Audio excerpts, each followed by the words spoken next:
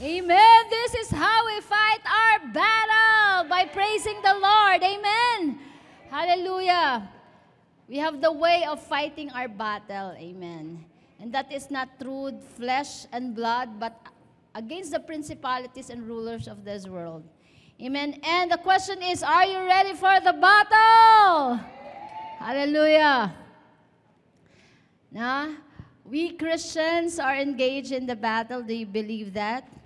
Whether we like it or not, after having received our salvation, pagkatapos nating maligtas, tanggapin natin si Jesus bilang Panginoon at tagapagligtas, and you are now engaged in the battle. And we should know that. We must be aware of that. Otherwise, we will gonna be caught unaware. No? Mahirap yun, you are caught unaware. Kasi pag biglang umatake ang kaaway, no, you are unprepared. Kaya mahirap na unaware kasi unprepared. Okay, so the Word of God prepare us for the battle. Amen? And ngayon, current situation po natin,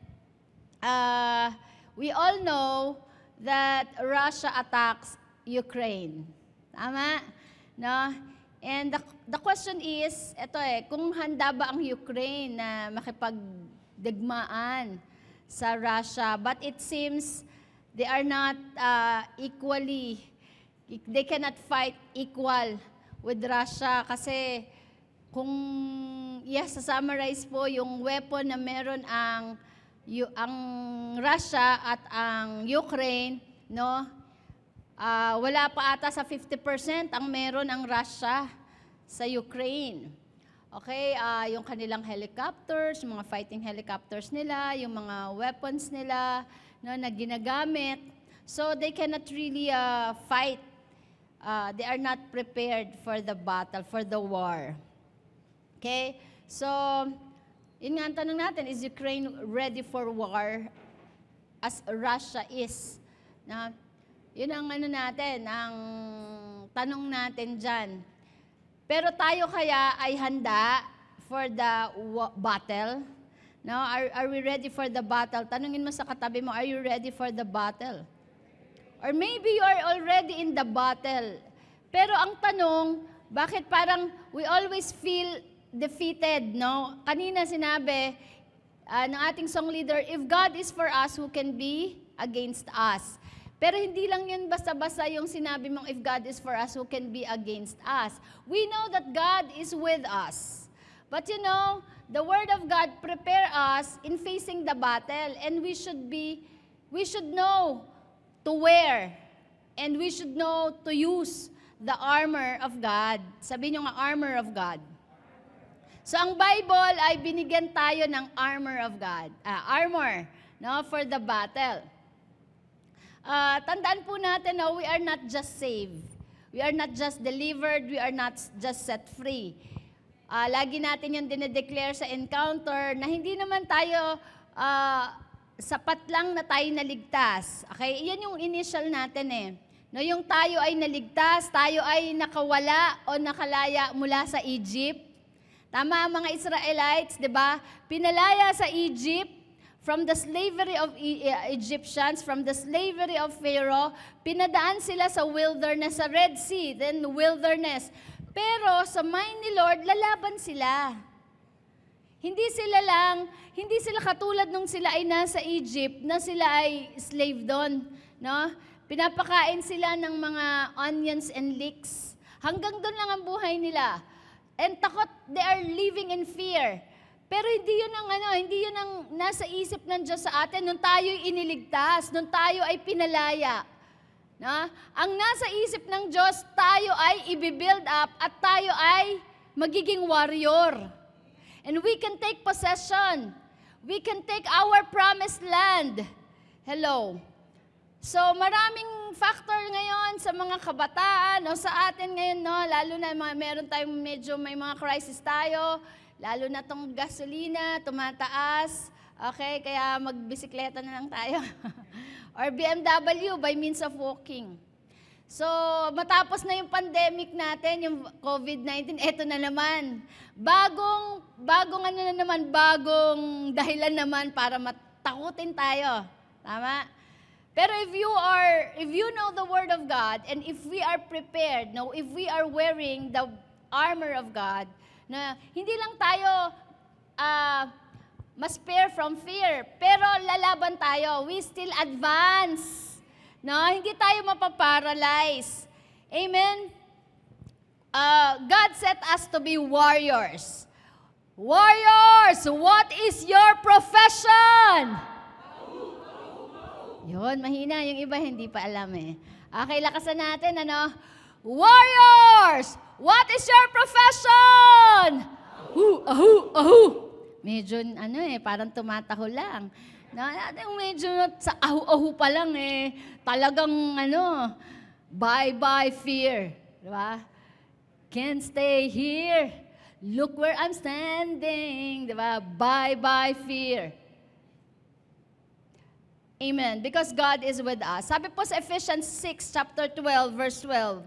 For our struggle is not against flesh and blood, but against the rulers, against the authorities, against the powers of this dark world, and against the spiritual forces of evil in the heavenly realm. Hindi sa in the national government, in the barangay, in the family, hindi. In the heavenly realm. So, ang struggle and fight natin is not, it's not against flesh and blood. It's not against your family member. It's not against our, the politicians or the people in the power. But against the rulers, authorities, and powers of this dark world, which is the devil. Amen. Kaya ang kalaban talaga natin dito ay ang demonyo. Hindi yung kapwa mo, hindi yung katabi mo, hindi yung kapamilya mo, hindi yung kasambahay mo. And hindi rin yung ating gobyerno. But the spirit, the dark spirit, no? That is trying to manipulate, trying to control. Amen. So kailangan, alam natin yon. Dahil pag di natin alam, di tayo maghahanda. At parang makikita na lang natin ang sarili natin na biktima tayo. No? Hindi, magkapakamatay na lang ako, hindi ko na kaya. Di ba? Parang ganun, hindi, ayaw na lang ako kasi hindi ko na kaya to. Hindi, maghihiwalay na lang kami. Di ba? Puro ang ating decision is in flesh and blood. Pero hindi natin to alam, labanan, i-resist, no? Katulad ng worship, isa yan, isang paraan yan to fight the battle. Hello. Sabi sa 2 Corinthians chapter 10, verses 4 to 5, sabi dyan, the weapon we fight with are not the weapons of the world. Hindi nuclear bomb, hindi, M316, may ganun bang baril, 45, kahit di rin yung kutsilyo or taga, okay? Our weapons, the weapons we fight with are not the weapons of this world. On the contrary, they have divine power to demolish arguments, to demolish strongholds. And we demolish arguments. We demolish rebellion. We demolish disobedience. We demolish every pretensions. We demolish hypocrisy. We demolish lies. We demolish deceits that set itself up against the knowledge of God. And we take captive every thought to make it obedient to Christ. Amen. So meron tayong armor, meron tayong weapon na hindi alam ng mundong ito. Hindi nila na-recognize at hindi nila alam kung gaano ka-powerful. You have that armor. You have that weapon.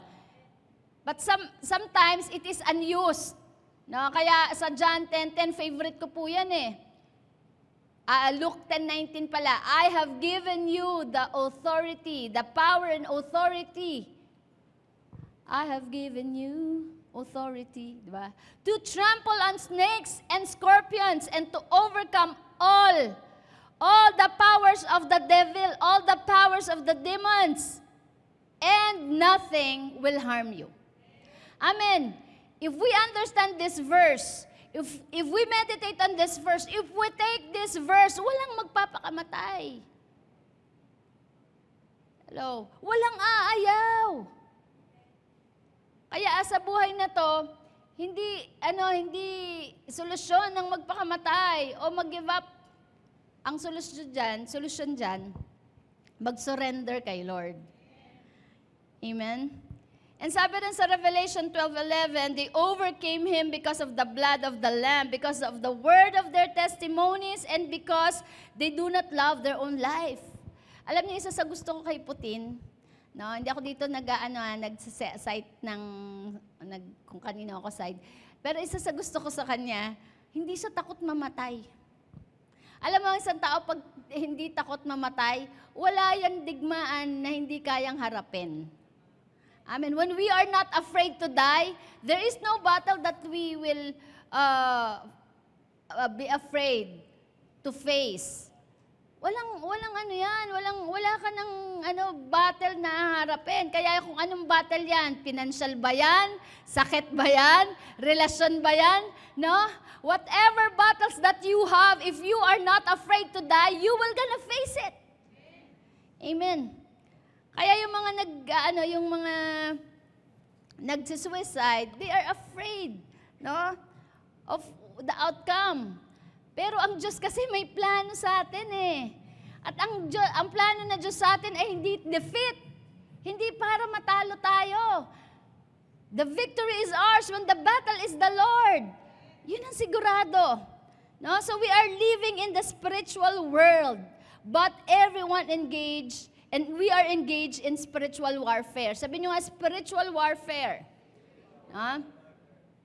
Kailangan aware tayo, we are engaged in the spiritual warfare. And spiritual realm is real. Totoo yan. No, may mga demonyo, may mga spiritual darkness. No? Yung sa isang lugar, makikita mo dyan, no? May violence dyan, o may mga addictions dyan. Merong corruption dyan. Hindi lang yan basta gawa ng tao. Meron yang spiritual forces that is influencing in that area. That's why, ang gamitin din nating weapon is spiritual. Amen. No? Kaya nga, once that you become born again, you must expect mo na magiging warrior ka, meron kang battle na haharapin. Amen? No?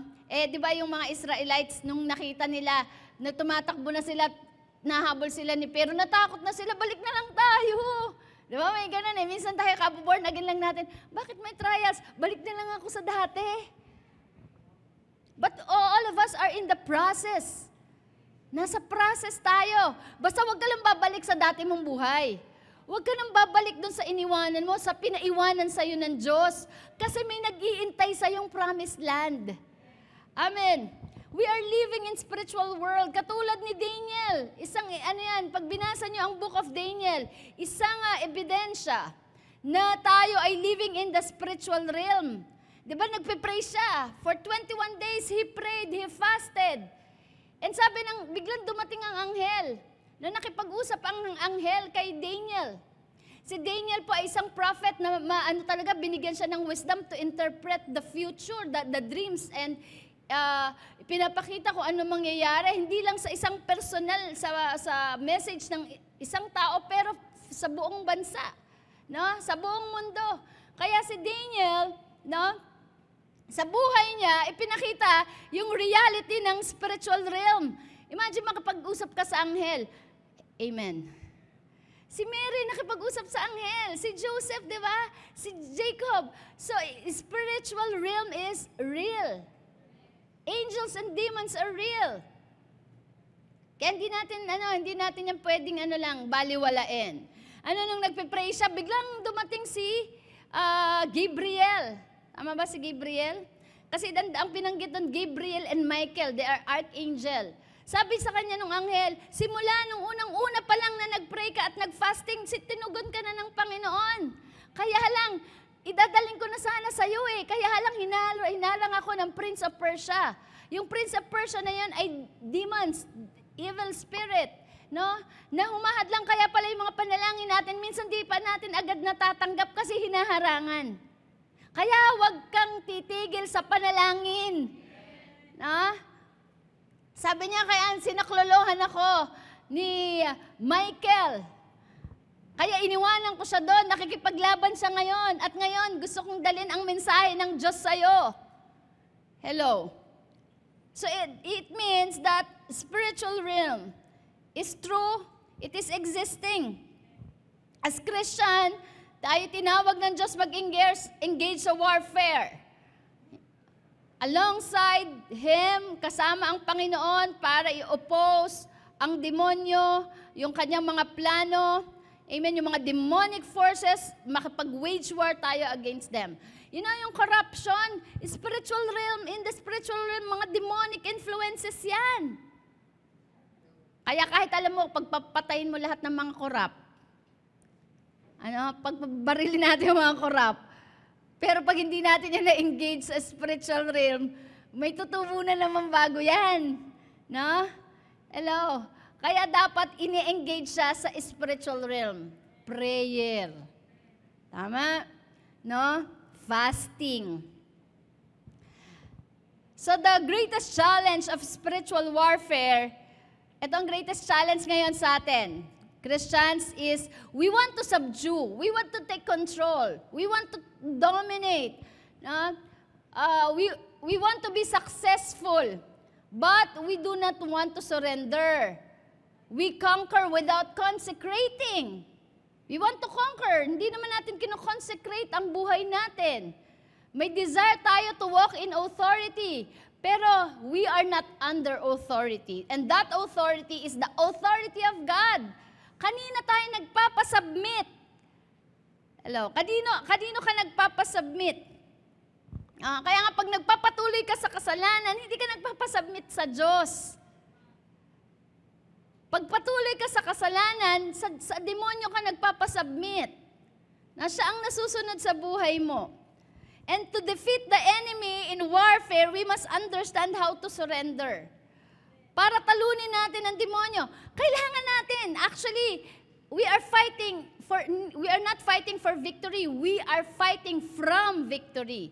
Because Jesus already won the victory at the cross when He died on the cross.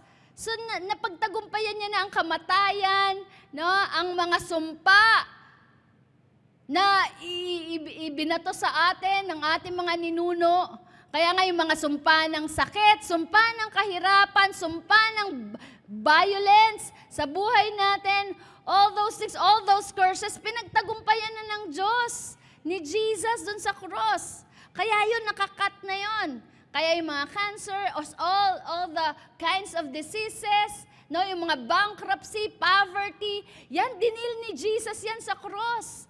That's why we are fighting from victory. It means the victory is sure, sigurado na. Ngayon, ang kailangan lang natin ay isurrender natin ang buhay natin sa Diyos. We know how to surrender our life to God. We consecrate ourselves. Anong ibig sabihin ng consecration? No, you set apart. Hindi ka na sa mundo, hindi ka na sa kasalanan, hindi ka na sa adultery, hindi ka na sa pagnanakaw. Hindi ka na sa pagsisinungaling, hindi ka na sa pandaraya. You are consecrated now, you are holy, set apart for God. Amen. And ano pa? Submission. We should know how to submit. Ito ang tinanggal ng demonyo sa atin, sa generation natin. Hindi, paglaban mo yung karapatan mo. Lumabang ka, magwelga ka, magrally ka, lumayas ka, lumama ka, magrebelde ka. Yan. Yan ang yan ang offense ni Lucifer Nung siya ay nagrebelde sa Diyos, imagine mo si Lucifer, nakita niya na ang glory ng Diyos. Tama?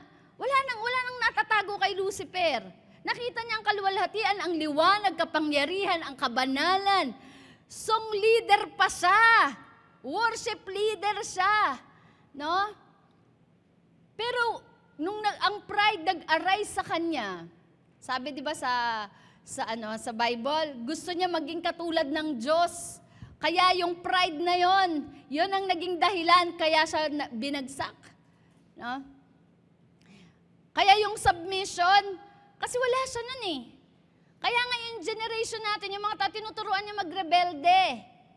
Lumaban sa authority. Kaya ang Bible, anong turo sa atin? Submit to those who are in authority. Pero ang tinuturo ng demonyo, no, yung spirit na yan, magwelga kayo, magrally kayo. Lumabang kayo sa gobyerno, lumabang ka sa magulang mo. Lumabang ka sa teacher mo. Hello, ano, teacher ko na yan. Ang hirap-hirap magpatisis. No, pa-exam ng pa-exam. Alam niyo, no, hindi niyo napansin, no, itong spirit na yan eh, no, kung saan ka, yun yung mga estudyante, na halimbawa, nag-aral ka sa isang university, kung ano-ano sasabihin mo tungkol sa university mo, tungkol sa teacher mo, puro negative, pero doon ka nag-aaral. Tama? Rebellion yun, spirit yan, kapatid. Amen? No, ay kahit sa pamilya mo, di ba, doon ka nakatira. Ay kung ano-ano sinasabi mo sa magulang mo, tungkol sa magulang mo. O ganun din sa church, pero wala yung taga-Jagiya. Amen? We learn to submit. We have the fear of the Lord. Takot tayo sa Diyos, hindi magpa-submit. Tama? No? Kaya nga binalik ni Kristo yun eh, yung submission. In example niya, he submitted to the Father. Karapat dapat ba siyang patayin sa krus? Wala naman siyang kasalanan. But because he submitted to the Father, he extended his both hands and died. Hindi makatarungan na patayin siya sa krus, wala naman siyang kasalanan. Pero dahil nagpasakop siya sa Diyos. Kaya yung mga lumalaban ng karapatan, eh kung si Jesus may karapatan siyang mabuhay, dapat pinaglaban niya yon. Pero because he submitted to God. Amen. Ano pa, we need to learn how, yung devotion, yung passion natin sa Diyos. Devoted and committed to God. No, hindi yung 50% ka sa mundo, 50% ka sa Diyos. Pag nasa church ka, okay ka, nasa Panginoon ka, tumataas ka ng kamay. Pero pagdating naman sa labas, nahalo mo yung madyong. Ewan ko, may nagmamadyong pa dito. Diba? Iba yung hinahawakan, no? Nakataas sa kamay sa church, pero sa pagdating sa labas, 50-50. Diba yung mga 50-50, yung mga critical? Hindi tayo pwedeng 50-50. Na dapat 100% devoted to God. And we need to learn to worship to God. It all play a vital role in achieving victory. Kaya yung pag-worship natin dito sa church and even your personal, make it sure that it is connected, your heart is connected to God. You're not just singing a song from your mouth, but you are singing from your heart. Amen. So now let us look at each component of the armor of God. Are you ready? No? Mas matindi to sa nuclear bomb ng Russia. Okay? Hello, wala nag-amen. Sabi nila, isang pindot lang daw ni Putin dun sa button na lahat tayo, talaga matutunaw tayo, no? Kapag ka nagmatigas ang Ukraine, naku, sabi ko lahat tayo madadamay. Si Daddy Duterte nga, talagang protected niya ang Philippines. Kaya talagang gusto niya buhay talaga i-preserve. Tapos ngayon, dahil ang Ukraine lumalaban sa Russia, no, wala tayong kamalay-malay. Isang pindot lang, lahat tayo damay. Kung sa bagay, di naman tayo matatakot kasi sa langit tayo. Pag pindot niya ng button, pag dilat natin, uy, nandito tayo sa langit. Uy, si Pastor Alan, uy, si Pastor Birhana. Diba? Masaya yon. Pero ang nakakalungkot dun, marami pang hindi nakakakilala sa Diyos, marami pang mapapahamak. Marami pang unsaved. So, ayaw natin mangyari. At hindi mangyayari yon. Kasi wala pang rapture. Wala pang second coming. Amen? No? Hindi pa natutupad ang mga propesiya sa Revelation. Kaya hindi niya pipindutin yon. Sabihin ni Lord sa kanya, huwag mo munang pindutin. Hindi pa tamang oras. Kaya ngayon nagkakaroon sila ng pag-uusap. So, let's keep on praying. And you should not fear. Amen? We should not be afraid. Therefore, take up the whole armor of God, that you may be able to withstand of the evil day, and having done all, say all, to stand. And stand therefore, having girded your waist with truth, yan, belt of truth.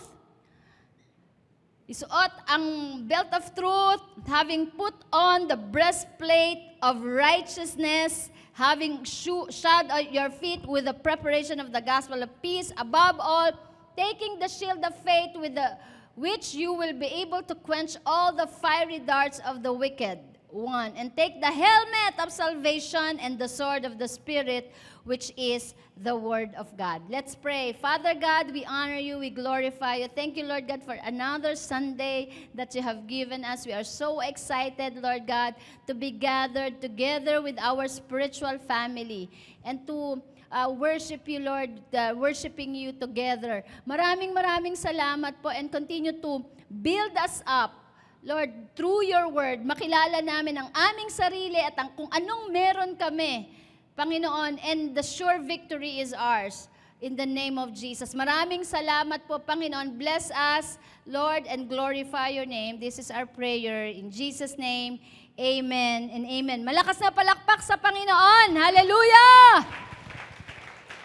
Hallelujah! Pag-aralan natin ngayon ang armor of God. No, pag sinabi mong armor of God, the weapon of God, or yung tinatawag natin sa Tagalog, baluti. Yan, baluti ng Diyos. So, the scripture does not say that we make the armor of God. Ang sinabi dyan, wear the armor of God. So, ibig sabihin, the armor of God is available. Say, available. No? The question is, bilang mga mananampalataya, may access ba tayo dito sa armor na to? Dapat alam natin, may access tayo. When Jesus died on the cross and He was resurrected and we receive Him as Lord and Savior, we have the access in this armor. This is the good news. No? Sabihin mo sa katabi mo, may access ka sa armor na to. No, hindi mo na kailangang umakyat ng bundok, bumaba ng bundok, tumawid ng ilog, no? Yung parang alam mo yun, hahanapin mo pa yung armor na yan para isuot mo. Basta tanggapin mo si Jesus as Lord and Savior, may access ka na. Anong password? Jesus. J-E-S-U-S. Pero marami, hindi alam, unaware nga, caught unaware. Kaya pagdating sa battle, umaayaw. Kasi hindi alam gamitin ang armor of God. So we need to wear the armor of God. Sabi ng Bible, because lack of understanding keep us from wearing the armor of God. Kaya alam niyo, ang salita po ng Diyos ay pinalalawak ang ating kaunawaan, ang ating kaalaman.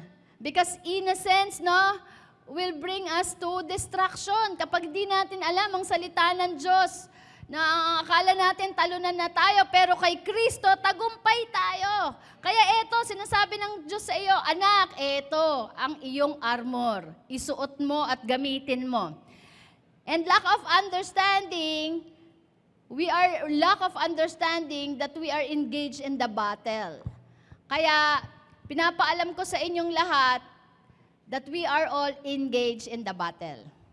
Hindi lang ang Ukraine, Russia, US, no, o yung sa Marawi, diba? Or yung nakikita lang natin na mga naglalaban-laban. Pero tayo din bilang mananampalataya at tagasunod ni Kristo, tayo po ay engaged in the battle.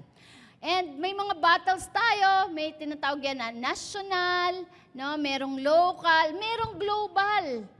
Kaya may hierarchy din yan eh. No, merong ito lang pang barangay, yung labanan na pang barangay. Ito lang 'yon sa spiritual realm. Meron din naman na pang general o lieutenant. Meron talagang pang malakihan. Okay? Kaya nga katulad ni Daniel, of course si Daniel pang malakihan na 'yan, no? The kind of prayer, kaya nga araw-araw nagpe-pray siya. Tama? Kaya yung battle mo, kung malaki yan, hindi pwedeng maliit lang ang gamit mo ng iyong sandata. Pag malaking battle, siyempre mas malaki, kaya nga nuclear bomb na eh. Nuclear weapon na eh. Hindi mo pwedeng gamitin lang dyan yung balisong. Tama, hindi mo pwedeng gamitin ng balisong kay Putin. Right?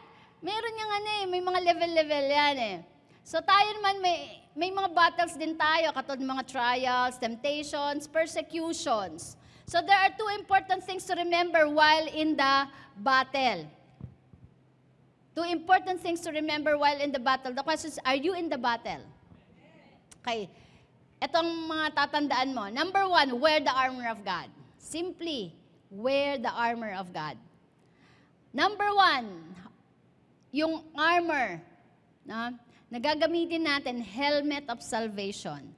Wear your helmet. Sino dito yung mga nakamotor na hindi naghe-helmet? Sabi niya, ay wag na nating suot, wala namang pulis. Sabi ko nga, hindi yan para sa pulis, para sa protection mo yan. Kaya tuloy maraming namamatay dahil hindi sinuot ang helmet. So sa ating battle, in the spiritual realm, we need to wear the helmet of salvation. Kailangan nating isuot yan.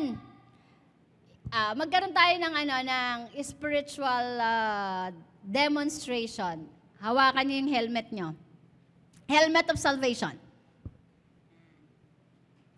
Maliit siyang helmet. Hindi kakasya yan sa'yo. Lakas na mga Habi kasi ni Chester, ganyan lang. Hindi kakasya yan. Malakihan mo lang para mong konti. Okay. Ganyan. Okay. Then, itaas niyo. Isuot na yung helmet. Yan. Helmet of salvation. Helmet is a protective gear. Ang helmet po ay pinoproteksyonan ang head. Okay, kapag nabunggo ka, it will protect you from shocks. Yung mga yung mauuga yung yung utak mo. It also protect us from comatose. Pag tinamaan kasi ang brain mo, pag nagkaroon ng internal bleeding, pwede ka makomatose, paralysis.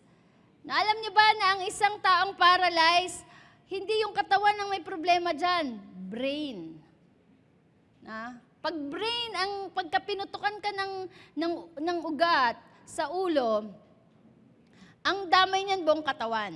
Kaya mahalaga na pinoproteksyonan natin ang ating isip, ang ating ulo. Protection din from Alzheimer's. Yan. From amnesia. Minsan kasi nakakalimutan natin kung sino tayo kay Kristo. Hello. So, battle begins in the mind. Battle begins in the mind. Marami ini-inject sa atin ng kaaway, puro negative. Hindi ka napapatawad. Ginawa mo na naman. Inulit mo na naman. Yan. Walang may gusto sa'yo. Talunan ka. Diba? Ayan. Sige, gawin mo ulit yan. Dati naman yan ang buhay mo. Alam niyo, ini-inject sa'yo ng kaaway. And corrupted mind results to a corrupted life. Pag corrupted ang isip, damay ang buhay. Kaya nga sabi ko sa inyo, pagka nagkaroon ng brain damage, damay buong katawan. Kaya nag-uumpisa yan sa takbo ng isip. Kaya dapat yan ay pinoproteksyonan. Wear your helmet of salvation.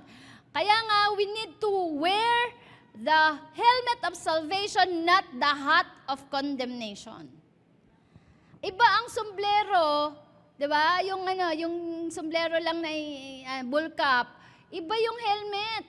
Kasi kahit nakamotor ka, nakasombrero ka, pag tinamaan ka o na aksidente ka, tatalsik lang 'yan, walang protection. Kaya dapat helmet. Amen? And do not wear the hat of condemnation. Ano 'yun? Alam niyo yun, yung pag nagkamali ka, natalisod ka, nadapa ka, magkakaroon ka na ng self-condemnation. Basta once that you receive Jesus Christ, you receive the salvation of God. Amen. Balik agad. Balik sa Diyos. Hindi yung, ginawa ko na naman, hindi na ako pupunta sa church. Hindi na ako pupunta sa cell group. Yan, helmet, a hat of condemnation yan. Right? We must be confident and convinced that our salvation is in Christ. Andito ang salvation ay hindi base sa ginagawa mo. Ang salvation ay base sa ginawa ni Kristo doon sa cross. Amen. Balik agad. At kasabi ng Bible, if you repented of your sin, believe in your heart that God raised Jesus from the dead, and confess with your mouth that Jesus is Lord, then you will gonna be saved, and you need to live by faith, not by feelings. Amen. And you must choose to live as one who is accepted. Ang pamumuhay natin ganito, mamuhay tayo na tayo ay accepted. Sabihin nyo nga, I am accepted. Yan, marami kasi dito nagsisimula hindi marereject ako. No? Kasi nung maliit ako, lagi ako nire-reject. Lagi akong nasa horror role. No? Ako'y laging made of horror. Ganito lang ako. Pero when Christ died for us and you received Jesus, you are accepted. Nung makasalanan pa nga lang tayo, minahal na tayo ng Diyos Tama? I am accepted. I am loved. Ang pagmamahal ng Diyos hindi ayon sa ginagawa mong kabutihan. Minahal ka na niya nung pangit ka pa lang. Nung marumi ka pa lang, minahal ka na ng Diyos. Di lalo na ngayon. No? Sumusunod ka sa Panginoon. Na kahit alam mo, dapa ka, ang prodigal son, lumayas. Ang pogi, no? Boy next door. Boy next door pet. Umalis sa bahay, boy next door. Maganda, clean cut. Kompleto, naka-bench, naka-pen shop. Pag-uwi, naka-short na lang. Ang dumi, amoy baboy. Pero tinanggap siya ng Diyos. Amen? Helmet of salvation. Kapag bumalik tayo sa Diyos, no, alam niyo si Lord, sabi ko, si Lord, hindi mahilig sa confrontation. Tayo lang mahilig sa confrontation. Anong ginawa mo? Hindi kailangan sabihin mo muna. Pag-usapan muna natin to para maayos. Diba? Si Lord hindi Yung demonstration ng Father, nung yung prodigal sa naglalakad pa lang, siya tumakbo, niyakap. Walang sinabi, ba't nandito ka? Magpaliwanag ka muna, anong ginawa mo sa pera? Diba? Bago ka tatanggapin, teka muna, paliwanag mo. Hindi. Walang confrontation, pagmamahal. Amen? Kaya pag bumalik ka sa Diyos, sasalubungin ka ng hindi confrontation. Sasalubungin ka ng pagmamahal ng Panginoon. Sabihin mo sa katabi mo, buti na lang andito ka. Di ba? Wala namang nag-confront sa'yo. Wala namang nag-condemn sa'yo. Nandito ka. Sinalubong ka ng pagmamahal ng Diyos. And I am forgiven. I am saved.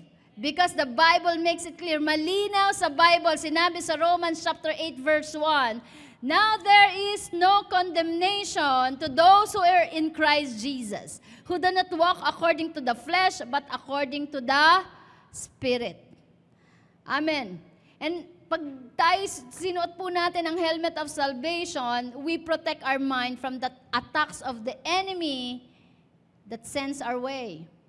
Kaya nga yung helmet of salvation, lagi natin susuot yan, niligtas na ako ni Kristo. Alam niyo yung kaligtasan na yon, ang component nun, love and forgiveness. Okay? Kaya malinaw sa atin, tayo ay mahal ng Diyos at tayo ay pinatawad. That is the component of salvation. Amen? No? The devil will always send you lies and remind you of your past.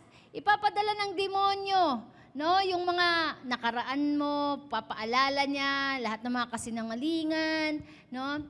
And we need to protect our mind against the enemy's schemes. Lahat ng negative, lahat ng accusation laban sa'yo, yan ay galing sa demonyo. Amen. Kaya nga, don't wear the hat of condemnation. Ano yon? Fear, guilt, shame. Instead, isecure mo ang iyong sarili by wearing the helmet of salvation through Jesus Christ. Because it is in the mind that process, that thinks, that remembers, that store memory. Sa isip nagsisimula lahat No, ito yung nakakaalala ito yung nag-store ng memory. Kaya although hindi tayo katulad talaga ng computer na kapag dinelete mo, deleted na talaga, no? Pero tayo kasi, kahit alam natin forgiven tayo, di ba meron kasi tayong memory, kaya nga kailangan natin ng helmet of salvation. To protect us from memories. Naaalala man natin, pero malinaw na tayo ay ligtas na at mahal tayo ng Diyos at pinatawad. Never forget that you are saved. Never forget that you are forgiven. Kasi madalas nating naaalala yung mga pangit di ba? Pero lalahanin mo yung maganda. Ano yung maganda sa buhay mo? That you are saved. Remember that you are forgiven. Remember that you are restored. And remember, never forget that you are a child of God. Amen. Pangalawa, breastplate of righteousness. Baluti. Yung dito po yan makikita. Di ba may picture? Pinakita niyo ba yung picture? Ano nga? Dito po yan nakikita yung breastplate of righteousness. Ito yung helmet of salvation, nakita natin yon. Nasa taas. Ngayon, breastplate of righteousness, dito yon banda. Na it protects the heart. Di ba? Importante kasi kaya tayo may bulletproof tayo na jacket. Lalo na yung mga detective, yung mga nagtagabantay, mga guard, naglalagay sila ng bulletproof. Okay, kasi kailangan i-protect yung heart. Kasi once na ang heart, ang bullet, tumagos na yan sa puso mo, deads na yan. It protects our hearts. It protects us from negative emotions. Yan. Pag sinabi mo kasing heart, connected yan sa emotion natin or sa feelings. Okay? So, we must move from rags to righteousness. Hindi rags to riches. Rags to righteousness. Kasi yung mga sarili nating gawa, ang sabi ni Paul, yan ay basahan sa harap ng Diyos. Dahil ang matuwid lamang ay ang ating Panginoon. Okay, so we need to move from rags to righteousness. Ang sabi ng helmet of salvation, I was a sinner who was saved by the blood of Jesus Christ. Ako ay makasalanan na niligtas sa pamamagitan ng dugo ni Jesus. Ito yung sabi ni helmet. No? Pag sinuot natin yan. Pero ito naman ang sabi ni breastplate, I am righteous through Jesus Christ. Ako ay matuwid. Ako ay mabuti. Amen. Na? Ito declaration niya, sabihin niyo, I am righteous. In the name of Jesus. Righteousness signifies our right standing with God. No, kaya tayo nakakaharap. Kaya nga yung sa Old Testament, sa New Testament, nung pinako si Jesus Christ, kasi sa outer court, holy place, and holy of holies. Let's say ito ang holy of holies. Meron diyang kortina. Andun ang, para pala itong tabernacle, yung church natin. Ayun yung outward court, yung lounge. No? Tapos ito holy place, ito ang holy of holies. Na meron yan sa tabernacle ni Moses, meron yan ditong harang na curtain. Pero nang namatay si Jesus Christ, no, napunit yon mula taas pababa. Ibig sabihin, binuksan na. Binuksan na para sa lahat, na hindi lang para sa pare, hindi lang para sa priest. Kasi ang pwede lang pumasok sa Holy of Holies, priest Pero ang naging high priest natin si Jesus, and once and for all, through His blood, pinunit na yung kurtina na yon. Kaya sa pamamagitan niya, makakapasok na ang lahat kapag ikaw ay nilinis na ng dugo ni Jesus. So, ibig sabihin, you have the right standing. No, matuwid ka na. Kaya, natutuwa sa iyo si Lord, hindi dahil sa sarili mong kabutihan. Dahil yan ay sa katuwiran ni Kristo, sa pamamagitan ng kanyang banal na dugo. Hello? Kaya hindi tayo matuwid dahil ito ay wino-workout natin. But because Jesus Christ became sin and died on the cross para tayo maging matuwid sa harapan ng Diyos. Amen? We need to understand that. Alam niyo, importante na maintindihan natin lahat to. Kasi yung standing natin, saan ka ba nakatayo? Kaya nga sabi, bye-bye fear. You can't stay here. Look where I am standing. Saan ka nakatayo? Nakatayo ka sa katuwiran ni Kristo. Ito yung dati mong katuwiran, yung matuwid, yung sarili mong gawa. Kaso madalas nagpe-fail din, di ba? Gawin mo, mabuti mag-church ka, tapos babalik ka na naman. Yung alam mo yon, para kang kaya tsa-tsa. Di ba? Pag tsa-tsa ka, hindi ka maalis Ngayon, lilipat ka na nung tinanggap mo si Kristo. Ito na yung katuwiran. No? Yung katuwiran ni Kristo, kaya nga tinanggap ka hindi dahil sa ginawa mo, kundi dahil sa ginawa ni Jesus. Amen. So we need to wear our breastplate of righteousness. And we must understand that you are not just a wicked sinner struggling with sin. You are a righteous person who fights sin. Ay, ano nga natin? Na, no longer wicked sinner. Hindi ka na makasalanan, na salbahe, na nag-i-struggle ka sa kasalanan. Hindi na yun ang standing mo. Okay? Kasi madalas inaano sa atin ng demonyo, tinitira yung emosyon natin. Hindi, kasi ganyan ka talaga eh. Isa kang rebelde. Isa kang lasinggero. No? Isa kang mandurukot. Talagang inaano yung emosyon mo, ini-stir up. Sige, yan. Hanggang sa ma-depress ka na. No? Mag-suicide ka na. Lalayo ka na sa Diyos. Talagang hindi, kinukondem ako doon. Yung emotion mo na nag-ooperate. Kaya dapat yan yung breastplate of righteousness, the righteousness of Jesus. Kaya tayo, no, hindi ka salbay, anak ka ng Diyos. Amen. Namatay si Kristo para sa'yo. And sabi, you are a righteous person who fights sin. Amen. Sabihin mo nga, I am a righteous person who fights sin. And that fight, you are not just fighting alone. Jesus, until now, si Jesus, no, huwag niyo imaginein, ay na si Jesus nasa langit na pinapaypayan na ng mga anghel doon. Nakaupo na sa trono. Tapos nakaganon na. Tinitingnan na lang tayo, oh, ito si Chester, nagkamali, ito si Katrina, nako. Hindi ganun ang itsura ni Jesus doon. Alam niyo ba kung anong ginagawa ni Jesus? No? Nananalangin para sa atin. Lord, makabalik si Gelay. Namatay ako para sa krus, Lord, yung dugo ko. Ibalik mo siya. Tulungan mo si Jackie. Malagpasan niya. Parang puro taga-legasiya yun. Diba? Amen? Kaya si Jesus hindi yun pinapaypayan sa langit. Nananalangin siya. Siya ang ating intercessor. Sabi ng Bible yun ha, hindi yun imagination ko. Sinabi ng Bible na siya ay nag-i-intercede para sa atin. And if you believe that you are a sinner trying to attain righteousness, you are wearing rags. Huwag mo nang balikan yung basahan.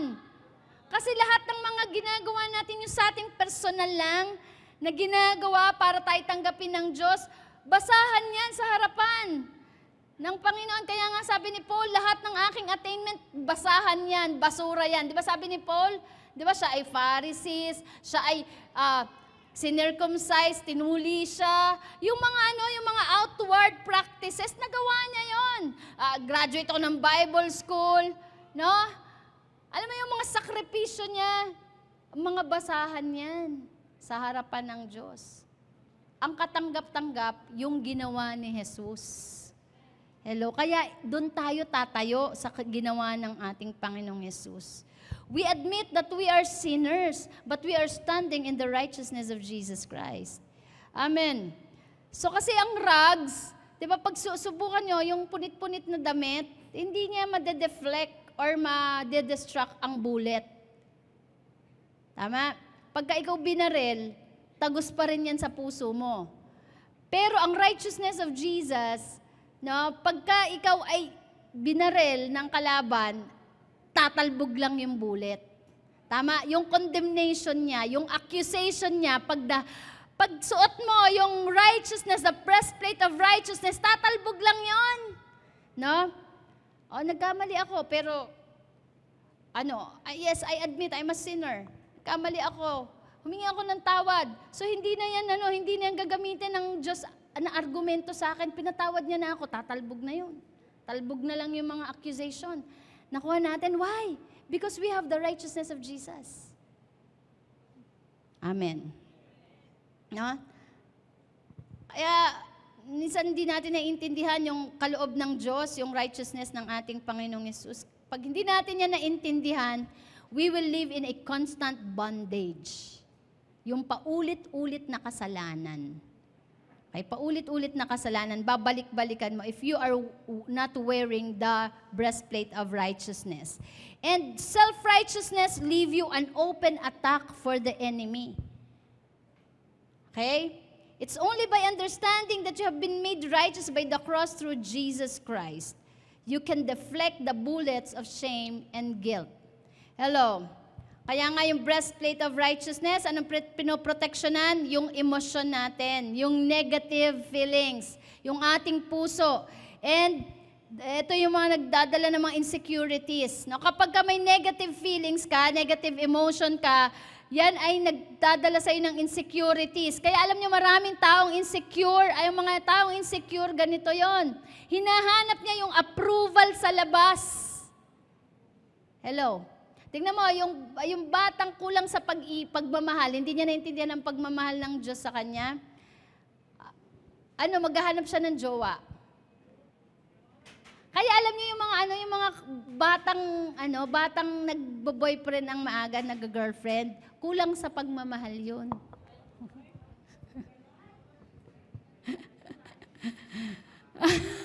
Tingnan mo si Kat, hole na hole. Lalo si Beth. Diba? Kasi alam niyo, pag kumpleto ka na sa pagmamahal, hindi mo na yan hahanapin sa labas. Tama. And hindi ka na parang trying hard, you're trying to find the approval ng yan kasi usually yung mga insecurities natin comes from rejection eh. Kaya di ba, dun sa encounter, dinidil yung heart. Kapag lagi ka nare-reject sa bahay nyo, hindi ka na-appreciate ng nanay at tatay mo, no? May insecurities ka, kaya hinahanap mo yan sa labas. So the righteousness of Jesus Christ protects us from the attack of guilt, shame, and self-condemnation. Amen. So, na natin?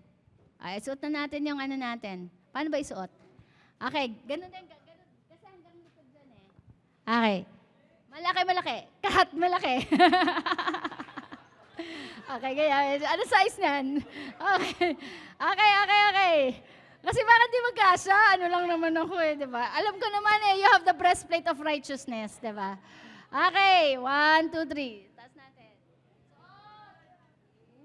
Dito, yun. Ayusin mo konti. Ayos, yan. Okay. Tabingi. Abay, nakatabingi. Ayan. Okay, number 3, belt of truth. Ayan. Sino nakasinturon ngayon? Ang sinturon, hindi lang yung pamporma. Ngayon kasi ginagawang pamporma na lang di ba? Pero ang sinturon ay ginagamit para hindi malawlaw ang iyong salawal. Hindi malaglag ang iyong pantalon. Tama? No, may purpose talaga yung sinturon. No? And what is the purpose of belt? A belt provides support for the body. Yung picture nga natin. It holds everything together. Okay, para maayos. Para maayos ang pananamit, nilalagyan ng belt. Okay, instead of, nakita natin, belt of truth. Ayan, makikita natin yan sa bewang. No? Sinusuport din yan yung breastplate of righteousness, yung breastplate. Diba? Sinusuport niya din yung pangbaba. So, mahalaga ang belt of truth.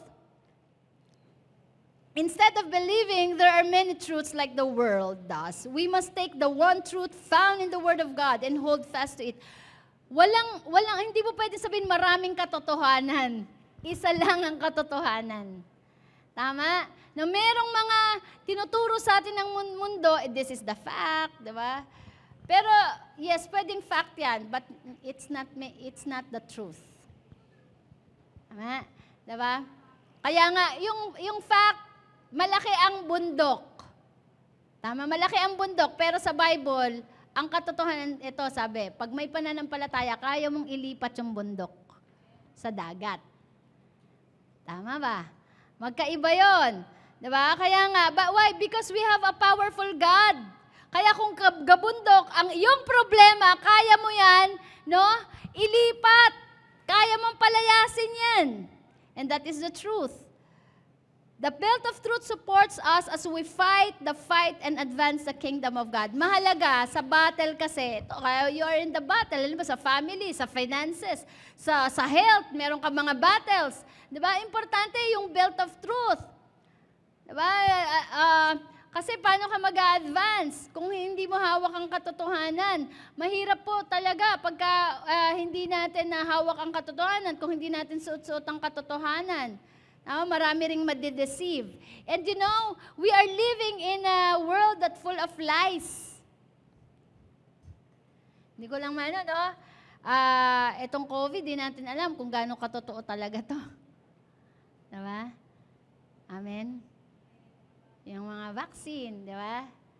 Hininaan ko pa, naka-FB naman ako. We are living in a world that full of lies and deceits. Maraming tinatago sa amin. Pero ang mamahalaga dito kasi, we are wearing the belt of truth because it holds together. Inaayos nito ang buhay natin. And to know the truth, we must know who the truth is. Para malaman natin ang katotohanan, hindi lang natin pwedeng malaman ang katotohanan sa pagbabasa ng FB, sa pagsasearch ng Google, o sa pakikinig ng news. Para malaman natin ang katotohanan, kailangan kilalanin natin sino ang katotohanan. Who is the truth? Sabi ng John 14:6, I am the way, the truth, and the life. The truth is Jesus Christ, and He does not change. At yung truth na yan, unchangeable yan. Mula pa yan kay Adan hanggang sa kasalukuyan, truth na yan.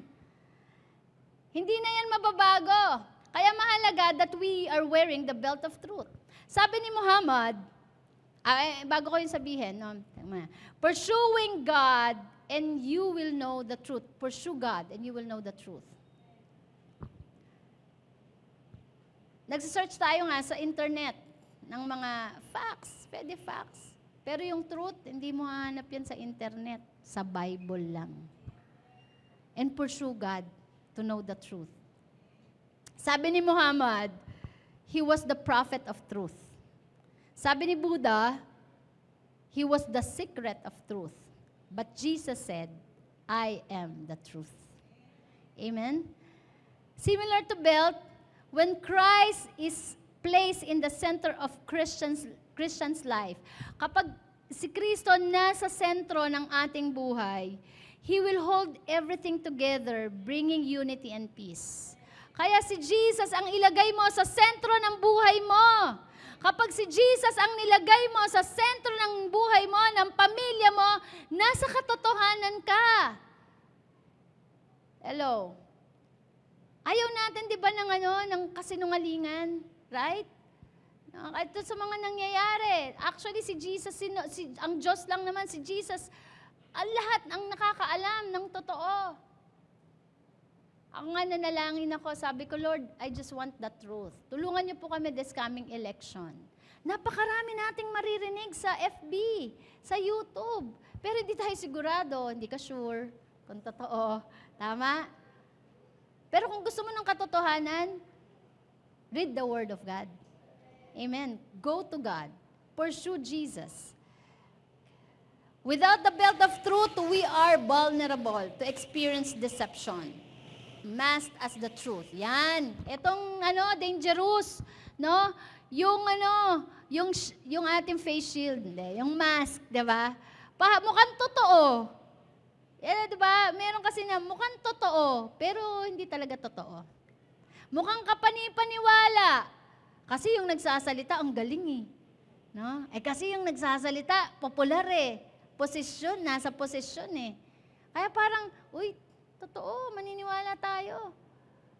But to know the truth, pursue Jesus because He's the truth. Amen. The belt of truth, you will live unshaken. Or your living will be unshaken by your circumstances. Kapag meron kang sinturon ng katotohanan, hindi ka matitinag. Tama? Subukan mo magpantalon ng lawlaw, yung maluwag, tapos tumakbo ka sa daan. Diba? Gaganong ka. Hinto-hinto ka. Uy, nahulog. Diba? Kailangan lagyan mo ng belt para dire-diretso yung takbo mo. Right? Yung pagka wala po yung katotohanan sa atin, yung mga trials natin, nagigiba tayo, nagigimbal tayo. Tama, pero pag nasa atin ang katotohanan, we are unshakable. Hallelujah. Trusting in God's truth more than what the facts around you. Magtiwala ka sa Diyos kesa dun sa mga facts na sinasabi o binabalita sa atin. And keep living in faith instead of feelings. Yan. No? Sabihin mo nga sa katabi mo, live by faith instead of feelings. Huwag kang magdedesisyon ayon sa iyong nararamdaman. Dapat ang desisyon mo ayon sa katotohanan. Amen. Place Jesus' truth at the center of your life and you'll notice that it will be easier to trust Him and His Word over changing circumstances in your life. We are living in a changing circumstances. Pabago-bago talaga ang mundong ito. No, ngayon okay ka, ngayon kahapon mura ang gas, ngayon mahal. Bukas ewan ko baka mas magmamahal. 'Di ba? Pero sabi nga sa akin, sino ba nagsabi sa akin? Si Cesar yan, sabi niya, Pastora, next week magtataas by 8 pesos ang gasolina. Sabi ko, yaan mo lang sila. Magtaas sila na magtaas, basta si Lord, di tayo pababayaan. Dumaan nga ang COVID-19, di naman tayo pinabayaan ng Diyos sa pagtaas pa ba ng gasolina. Diba? May dalawa naman tayong paa di pag mahal ang gasolina, di maglakad. Diba? Dati naman naglalakad talaga tayo. Di healthy ka pa, tama. Mapaproblemahin mo yung pagtaas ng gasolina. O ito halimbawa, nagmahal ang pagkain, ang gasolina, siyempre nga mahal ang pagkain. Di wag ka masyado kumain, di nakadiet ka ba? Tama? Basta si Lord, ang katotohanan, hindi tayo pababayaan ng Diyos. Sa buhay at kamatayan, hindi tayo pababayaan ng Panginoon. Anong problema mo ngayon? Sabi ng Ecclesiastes, enjoy life. Enjoy your family. Huwag kang ma-stress. Minsan kasi pag na-stress, pinapagalit ng kapamilya. Na-stress ako, tataas ang wala ng pera, wala ng budget. I-adjust mo. Basta ang katotohanan, lagay mo sa sentro. Lagay mo sa sentro ng iyong pamilya, ng iyong buhay si Kristo. And you will be unshakable. Amen? And it is the truth that will put our lives in order. Ang katotohanan ang mag-aayos ng buhay natin. Tama? Dapat may tama ang buhay. Sabihin mo sa katabi mo, may tama ka ba? Ako may tama Di ba minsan, di ba ayaw natin, ikaw may tama ka. Kaya ngayon, alam nyo, mas maganda gusto natin may tama. Kasi pag walang tama, walang katotohanan. Hindi mo suot ang sinturon, di ka nakasinturon. Kailangan may tama ang buhay, nasa katotohanan, nakasinturon para di mahuhubaran, para nasa ayos ang buhay. Tama? May tama ka. Amen. Pang-apat, shield of faith. Yan, shield of faith, panangga. Yung shield of faith, mahalaga rin po yan. Pakita natin yung shield of faith. Ito ay hawak ng isang warrior. Ito. Shield of faith. Pananggayan sa mga pag-atake, panangga sa mga palaso, arrows ng mga kaaway. So, importante that we have the shield of faith. Go from feelings to faith. From feelings to faith. Kasi ang madalas talaga na inaatake ng kaaway sa atin ay ang emosyon. Kaya pag tayo, of course, hindi naman ko sinasabing parang maging bato ka. Meron talagang pagkakataon na nakakaramdam ka Pero hindi ka dyan magdedesisyon. Kaya kailangan yung faith mo, iharang mo. Halimbawa ngayon, may karamdaman ka, shield of faith. Yung faith ko, God, Jesus is my healer. Tama? May pangangailangan kayo na biglaan. Wala kang kapos ka. Shield of faith, God is my provider. Hello. The shield of faith is important because it protects other parts of the armor. Ito yung nagpo-protect din sa ibang armor natin, sa helmet, sa breastplate, and it protects our body. Back when soldiers used shields in battle, they were considered as essential part of one's armor. Essential yan. Yung shield of faith. The faith is essential. We cannot go on in our Christian living without faith. Hindi pwedeng nasabihin mo, Kristiyano ako, tuloy-tuloy ako, nang wala kang pananampalataya. No, alam niyo ang walang faith, shield of faith, bumabagsak. Bagsak yan sa laban. And hindi lang yun, alam niyo ba, maganda sa shield of faith, hindi lang ikaw ang pinoproteksyonan yan, kaya niyang proteksyonin ang iba. Nakita niyo yung sa 300, di ba? Yung lahat sila, yung, ano movie yun? Yung, ano ulit? Ayun, Gideon 300, tama ba? O 300 lang. Lahat sila sabay-sabay, di nagpaulan ng palaso or ng araw yung kalaban. Parang parang bagyo na ganun yung araw. Lahat sila, sabay-sabay gumanon. Isang tropa yun na ganun. Lahat sila, yung shield nila. So, bumabagsak lang yung araw pero walang tinatamaan. Na-proteksyonan nila yung kanilang sarili, na-proteksyonan din nila yung iba.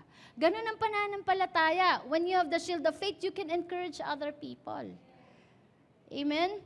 No? And sabi sa Isaiah 54, verse 17, no weapon formed against us shall prosper. Walang sandata, walang nuclear bomb o nuclear weapon or whatever na ginawa na makakalaban sa atin. Amen. That is the word of God. Shields have the power to stop attacks from penetrating or wounding you. Ang shield of faith, pinoproteksyon yan para hindi tayo masugatan or bumagsak o matalo. The shield that the Bible talks about in Ephesians is our faith, dependence and trust in the promises of God and His character. That is faith. Kanino ka magtitiwala? No? Yung mga atake, alam mo, katulad niyan, yung mga iba't ibang klaseng nangyayari ngayon sa paligid natin. No, inaalaw sa atin, sa buhay natin. Pero if we have that shield of faith, no, we are trusting the promise of God in His character.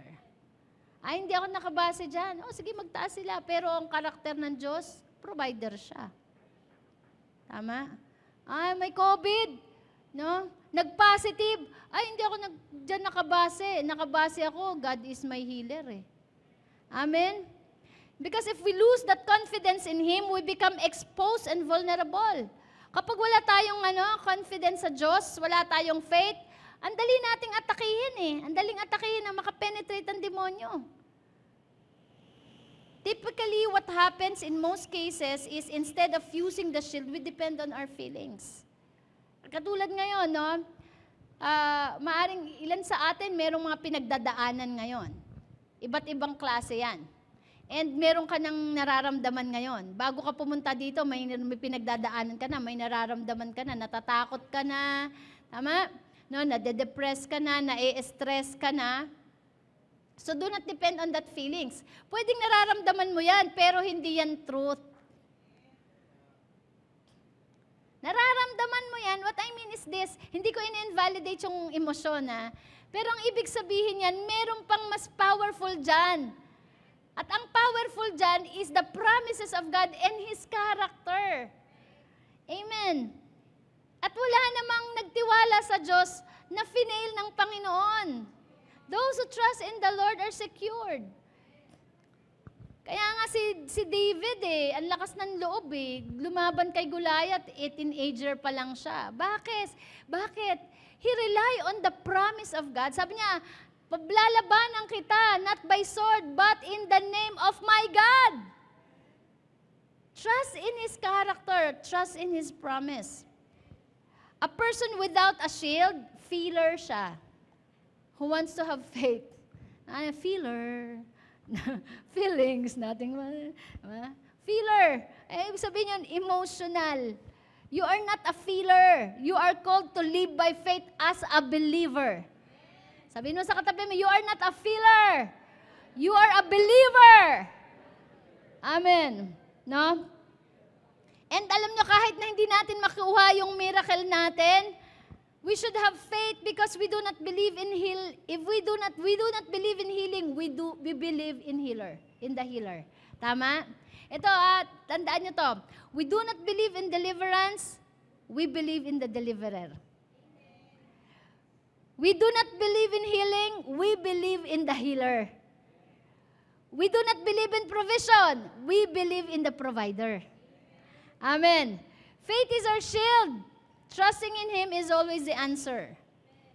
And shield of faith does not just protect you, but you can also protect others and your family.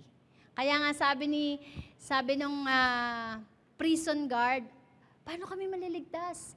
Sabi ni Paul, believe in the Lord, you and your household will be saved. You see, yung shield of faith, it protects you and your family. Hindi tayo nakabase sa nangyayari sa labas.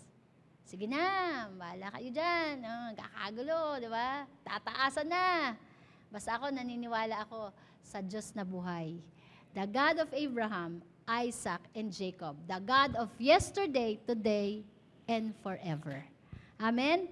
Palakpakan nga natin ng malakas ang Panginoon. Hallelujah! This is how we fight our battle. And number 5, shoes of peace. Sapatos. Tignan mo nga yung sapatos mo. Oh, nakasandals. Diba? Hindi pwede sa battle yan, no? Hindi pwede sa ano yan, sa tanay. No? Tatanggal yung ilalim niyan. Diba? Alam niyo sa battle, hindi basta-basta sapatos ang ginagamit mo. No? Meron talagang sapatos na para sa battle. This shoes is especially designed for comfort and endurance. No? Dapat komportable siya, pero matibay. Matibay siya sa labanan. Hindi madaling mapudpod, hindi tigi 100. Diba? Yung madaling matanggal ang swelas. Nalala ko, nakakabili ko lang nito last week, ngayon wala na yung swelas. Paano tigi 100? Tama? Diba? And isa sa natutunan ko, kailangan daw pagbibili ka ng sapatos, yung matibay talaga. Huwag ka nang magtitipid dyan. Kasi importante, komportable ka. Amen. Mura nga, na nagasgasan naman yung paa mo. Okay? It keeps you get going. Bakit mahalaga ang shoes? Because it keeps you to get going. Yung magpatuloy ka. Kasi nasa sapatos, kahapon nga nag-dedicate po ako, no? Nasira na kasi isa kong sapatos, pero for, I think, 5 years na yun Yung Rusty Lopez. Wow, Rusty Lopez. Pero 5 years naman. Medyo mahal siya, pero 5 years ang tinagal. Actually, buo pa rin naman. Natatanggal na lang yung ikaw na lang magsasawa Salamat pala dito sa sponsor ko. Dito sa sapatos. Alam niyo, mama, importante yung yung sapatos No? Because it keeps you going. Kapag kahapon, no? Matibay naman yun, kaya lang ganyang kataas. Pantay na kami ni Pauline Nung nag-usap ko, magkasitaas na tayo Diba? Kaya lang, ngawit na ako kahapon. No, kasi sobrang taas. Gusto ko na magyapak No, kasi pagka hindi ka komportable, kaya ako nakaupo na lang ako, hindi ako makalakad ng malayo. Kaya ang sapatos importante. In-include dyan ni Paul sa armor natin, yung shoes of peace. Dahil pag wala kang kapayapaan, hindi ka tatagal. Because when you lose your peace, you will gonna lose your ability to continue. Kaya yung shoes of the gospel of peace. Naalala niyo si Manny Pacquiao na sa isang laban niya, natalo siya Bakit? Mumurahin kasi yung yung shoes na ginamit niya, tama? Napudpud yun Pag nasa ring ka pala, talagang rin ang sapatos mo. Nagkakalyo siya, tapos hindi na siya komportable dun sa sapatos niya. Kaya natalo siya dun sa laban na yon.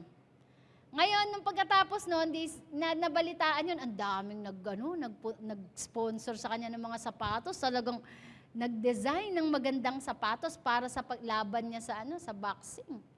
No? Kaya importante yung shoes. No? Ngayon, yung shoes na to sa armor, that this is the peace of God. Sabi niyo nga, peace of God. Kaya nga sinabi ng Diyos, I'm gonna give you peace, the peace that the world cannot give. Kasi yung kapayapaan ng mundo, hindi yan tatagal. Yung sabihin mo, may bahay na ako, payapa na ako. May kotse na ako, payapa na ako. May pamilya na ako, payapa na ako. Hindi tatagal yung kapayapaan na yon. Ang tatagal na kapayapaan, ayon sa Bible, yung kapayapaan galing sa Diyos. No, yung kapayapaan na alam mo that you are secure. Amen. No, madali kasing manakaw yun yung kapayapaan na galing sa material. Pero yung kapayapaan na galing sa Diyos, alam mo, no? That it is eternal, it is unshakable, it is immovable. And we need to experience the peace of God in the process. If you do not have the comfortable shoes, you will not be able to walk long distance without hurting your feet. Na? Kaya nung nagpunta po kami sa Tanay, saan ba tayo pumunta nun? Yung nag-propose si Chester? Sa Gulod. Grabe, sobrang putik po talaga. Ang daming nadulas. Ang daming sugatan. Kasi bakit yung ibabal mo nagchinelas? Kaso ang dulas tapos kahit yung mga sapatos hindi tumagal. No, merong bumaliktad, no, merong mga nag-dive. Kasi sobrang haba po talaga. Kung magpo-propose kayo, wag doon. At wag niyo na kami isama. Chester, mahal lang namin talaga kayo ni Vine, kaya kami sumama. At hindi namin alam na ganun kalayo. No? Pero bumalik kami doon. Pero nung bumalik po kami doon, pinaghandaan na namin. Nagsuot na kami ng matibay-tibay na na kailangan talaga yung makapal. Talagang talaga hiking. No? Kasi mahalaga yon. Kasi otherwise, hindi ka tatagal. When you put the piece of peace, it will result longevity in your journey. Yan. Kaya, tingnan mo, ang katabi mo, tatagal ka ba? Yan. Alam mo, gusto mong tumagal. Peace, the shoes of peace of God. The gospel of Jesus. Jesus is the Prince of Peace ayon sa Bible, di ba? Kaya nga, regardless of our circumstances ngayon, kapatid, ano man ang pinagdadaanan mo, wear the shoes of peace of God. You have Jesus. Tatagal ka. No, malalagpasan mo yan. Magsasawa na lang ang pagsubok sa'yo, ikaw hindi ka susuko. Tama? No? Yung pagsubok, na lang susuko na. Hindi ko mapasuko to sa MJ, ako na nga aalis. Nakakasawa na, sa iba na lang. Tama. Because why? You have the peace of God. And last, sword of the Spirit. Remember the sword of David that kills Goliath, that finished the battle of the Israelites over Philistine? Na sinong nagtapos? Yun ay ang sandata o yung espada mismo ni Goliath ginamit. The sword of the Spirit is the only offensive piece. Hindi pwede na puro defensive gear lang or defensive armor. Kailangan meron kang offensive armor para mapatay mo ang kaaway. Totally mapatay mo. And yung sword na yan is the Word of God. The Word of God is the thing that we use to attack the enemy in the midst of temptation. Tama. Kaya yung bibig. Yan. Hawakan mo yung bibig mo. Yan. Diyan nang gagaling yung sword of the Spirit. Ang dapat lumalabas dyan ay salita ng Diyos. Amen. No? Pagka negative po, ang lumalabas sa bibig natin, sinusuportahan natin ng demonyo. Na? Okay? Hindi, talunan talaga, hindi ko talaga kaya. Ay, naku, mababaon na ako sa utang. Makukulong ako. Ano ang pagkagano na lumalabas sa bibig mo, sinusuportahan mo ang demonyo. Hindi na, nakagano na lang siya. Sige, sige, talunin mo sarili mo. Na? Tantua siya. Pero ito, pagka sword of the Spirit, the Word of God, no, I am a child of God. I am more than conqueror. Greater is He that is in me than he that is in the world. The victory is mine when the battle is the Lord. I have the authority that comes from Jesus to trample on snakes and scorpions and to overcome all the powers of the enemy. Alam nyo, ang Word of God po ay hindi lang para i-memorize. Ang Word of God ay para i-confess. Kaya si Jesus po ay nanalo, 'di ba? Over Satan. Doon pa lang sa wilderness. Kaya kung nasa wilderness ka ngayon, confess the Word of God. Amen. Sabi ng demonyo, tinake advantage, o gutom ka, gawin mong tinapay ang bato. Sabi niya, according to the Bible, sa Exodus scriptures, the man shall not live on bread alone. Diba? Word of God, kinonfess niya. Kaya importante yung kino-confess natin ng Word of God. Kaya natin yan minememorize. Kasi iniipon natin yan sa isip natin para sa panahon ng labanan, meron kang pang-atake sa demonyo. Hello? No? Kaya nga kung meron kang mga sakit-sakit, arthritis, yung mga nararamdaman mo, di ba, minsan, ako mamamatay na ata ako, sakit ng bukong-bukong ko. Di ba? Naku, ito na, pinapalo na ako ng Panginoon. Naku, di ba? Ano yan ini-empower mo yung demonyo sa buhay mo. Hindi, sabi na, I am healed. Jesus is my healer. I am free from curse, from diseases. Hello, according to the scripture. And as you read the scriptures, you are sharpening your understanding. Kaya dapat binabasa natin ang Bible. Hindi lang kayo nakikinig dito sa akin tuwing linggo. Pagdating ng mamayang gabi, Monday, araw-araw yan binabasa ang salita ng Diyos. Kaya alam niyo ang mga Kristiyanong hindi nagbabasa ng Bible, talunan eh. Uy, tahimik. Kasi hindi kayo yon. Nagbabasa kayo ng Bible. Tama? Nagde-devotion tayo, may Bible reading tayo. Hindi tayo nagba-Bible reading para maging religious tayo in appearance. Uy, religious tong mga to, nagbabasa ng Bible. Mas matuwid kayo kaysa sa akin kasi kayo nagda-Bible reading, hindi ganun. Kaya tayo nagba-Bible reading para meron tayong imbak na weapon. Kasi the devil cannot withstand the word of God. Amen. Sharpen and swing your sword. Hello. Paano yan isa-sharpen? Basahin araw-araw. Guhitan mo yan, isulat mo yan, i-memorize mo yan.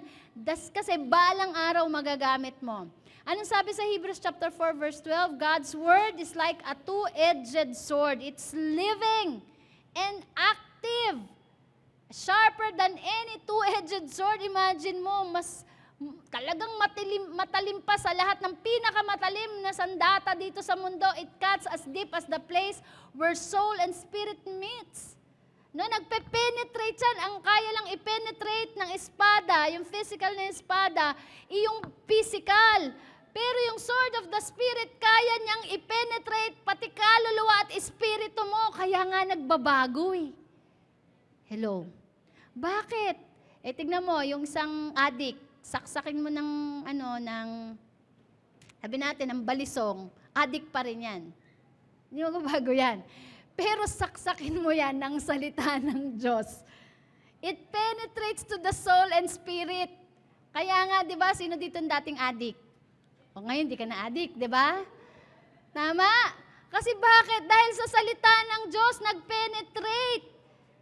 Buti na lang, hindi binalisong si Chester. Ngayong buhay pa. Anong ginamit? Sword of the Spirit, the Word of God. Kaya nga dinadala natin ang mga unbeliever sa church, hindi para magmukha silang relihiyon, palitan ang relihiyon nila. Hindi, para marinig nila ang salita ng Diyos. Dahil ang salita ng Diyos ang nagpe-penetrate, ang may kakayanan lang mag-penetrate sa kaluluwa at espiritu. Sabi, it judges the heart, the intention. Kaya nakikita natin doon, nagre-reflect, ay ganito pala ako, mali pala. Yung madaming girlfriend, 10. Di ba? Ay, mali pala. Yung tumitingin ka sa asawa ng may asawa. May asawa ka na, di ba? Tumatama sa sa puso mo, sa kaluluwa mo eh. Kaya paglabas mo ng church, nababago ka. Nababago yung intensyon, natabago yung motive. Dati, tama, maganda yung testimony to Chester eh. Alam niyo ba kaya siya pumunta dito dati sa church? No, hindi para kay Lord, syempre naman, ang believer pa siya nun eh. Naghahanap siya ng chicks. Naghahanap siya ng chicks. Sinasabi naman niya yun, di ba? Kaya maganda yung testimony. Marami rito. And saka ayun nga, sabi niya, addict siya dati. Tama? Wala na kasi si Marlon dati, tinetestimony ko din. Si Marlon matindi, no? Nanghahabol ng saksak yon. Gumugulong sa kalsada yon, minsan sa kalsada na natutulog. Addict na addict talaga. Nakakatakot yon pag nakita niyo po. No? Nakakatakot yon. Pero, dahil sa salita ng Diyos, no? Binago, kaya walang imposible talaga eh. Na the Word of God is powerful. It can change life. Amen? No? It is not the opinion of men that we listen, not the knowledge of this world that will give you the winning. It is the Word of God. Kaya ngayon, dahil sa salita ng Diyos, panalo ka. Amen. Nandito ka.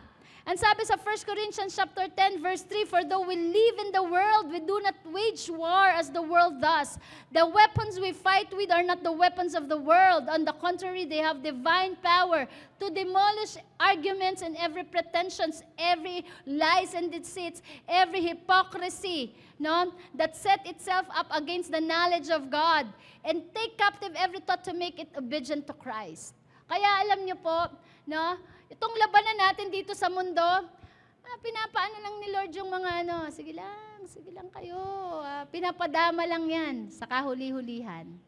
Kingdom of God will arise. The King of Kings will come. Amen? No? And we, the people of God, we do not wage war as the world does. Ang weapons natin, the Word of God, prayer, fasting, worship. Amen. No? And ngayon, kung may mga battles tayo sa family natin and mga personal, no, we do not wage war as the world does. That's why we use the Word of God. We pray, we fast. At nakita natin, araw-araw na panalangin natin dito sa church, every day, nasa 200, ilan na tayo? 248 day na natin na nananalangin tayo at nakita natin na maraming lumaya. Maraming pinagpala at maraming nag-a-advance ngayon. No, nag-a-advance sa opisina, napopromote, nag-a-advance sa ministry, nag-a-advance sa family. Why? Because we are using the weapon of God, the prayer and the Word of God. Araw-araw po dito, pinapangaral natin ang salita ng Diyos sa church. Kaya I invite you, if you have problems, may mga, kayo po ay may mga pinagdadaanan ngayon, come to church anyway. Amen. Nagkamali ka, nagkasala ka, nadapa ka, come to church anyway. Ika nga ni Gelay. No? Nagkaroon kami ng revival nun eh. Bakit? No, hindi naman tayo pupunta sa church dahil tayo matuwid. Pupunta tayo dahil kailangan natin si Lord. Amen? And now, when you find yourself in warfare, don't simply quit. Never quit. Ask the strength from God and put on the full armor of God and use the sword of the Spirit. Na kanina natigil tayo yung breastplate. At pagkatapos nun, belt. Okay, tayo tayong lahat. Yung belt of truth. Saan ba isinusuot ang belt? Kasi yun po, paikot yun. Hindi lang basta ganon yun. Paikot yung ganon. Okay. Isusot natin ang belt of truth dito manggagaling. Kasi paikot yun eh. 1, 2, 3. Belt of truth. Higpitan ng konti. Medyo malo. Belt of truth. Okay, ang katotohanan. Ang katotohanan, ang mag-aayos ng buhay natin. May tama ka. May tama. Ano pa? Now, raise your shield of faith. Sabihin mo, problema, mas malaki ang Diyos ko sa'yo. Amen. And what else? Yung sword natin. Ayan, hawakan mo yung sword mo. No? Shoes pa pala, sorry. Okay, nagmamadali ako eh. Okay, yung shoes, isuot natin. 1, 2, 3. Suot natin.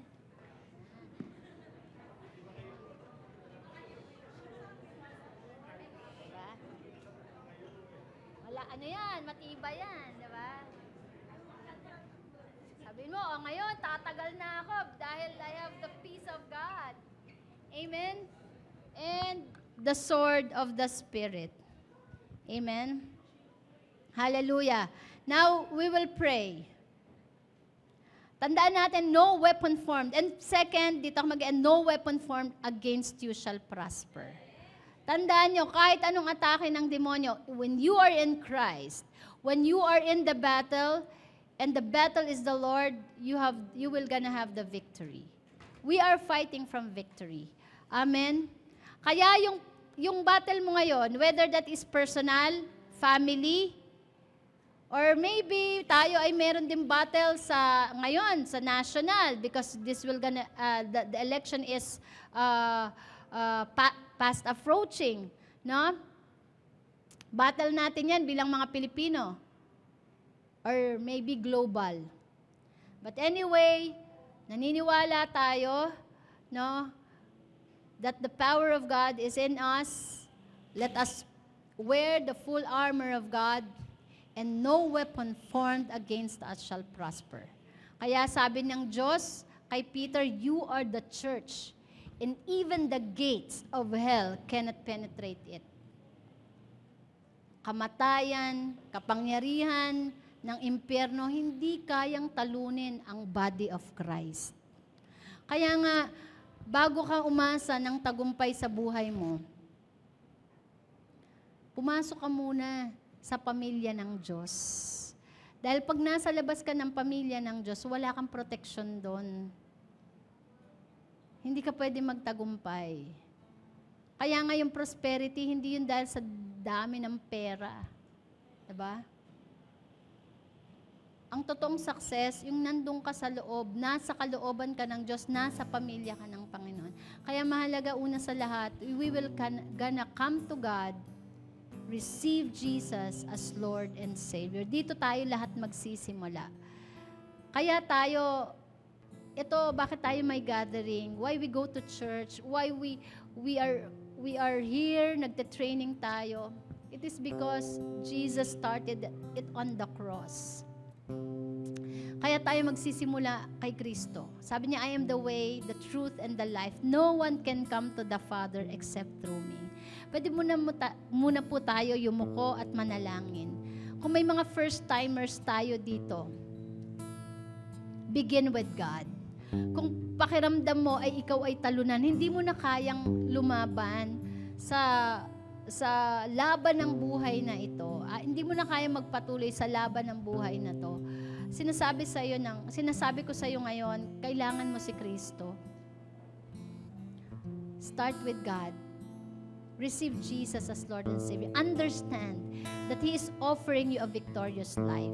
Hindi ka pwedeng magkaroon ng victory na wala siya. Amen?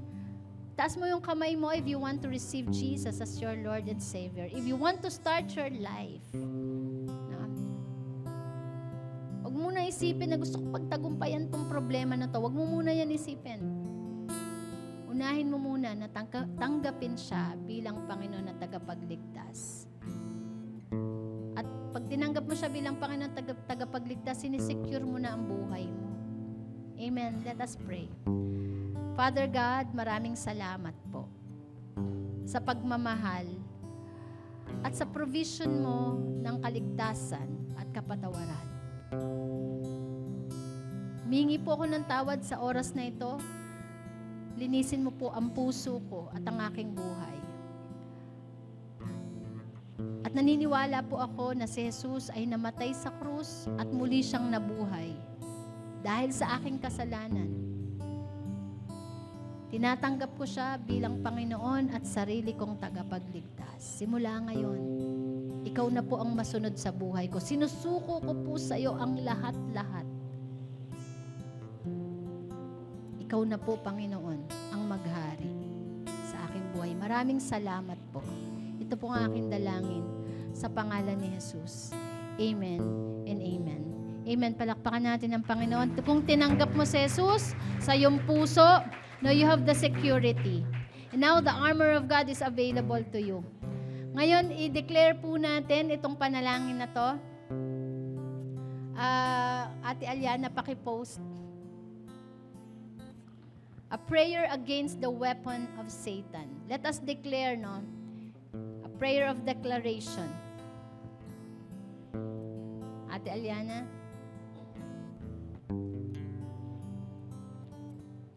mahalaga po talaga na kino-confess natin. Minsan mabilis po tayo mag-confess ng mga negative things.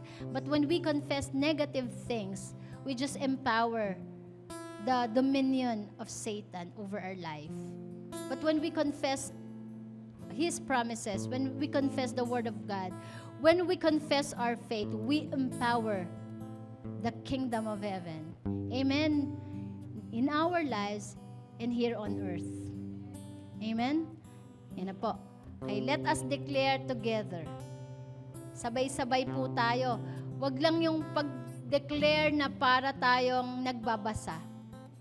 I-declare natin siya powerfully with full conviction na talagang nararamdaman natin ng buong katawan natin itong panalangin na to. Amen?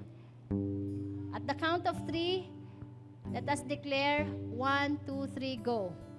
Abba, Father, I declare your goodness, protection, and mercy over me today. I choose to stand on the promises of your word that no weapon formed against me will prosper.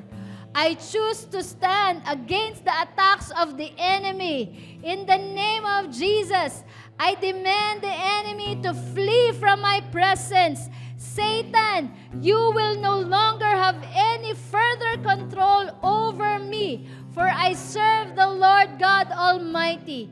I pray for a hedge of protection around me, your warriors, angels, Father God.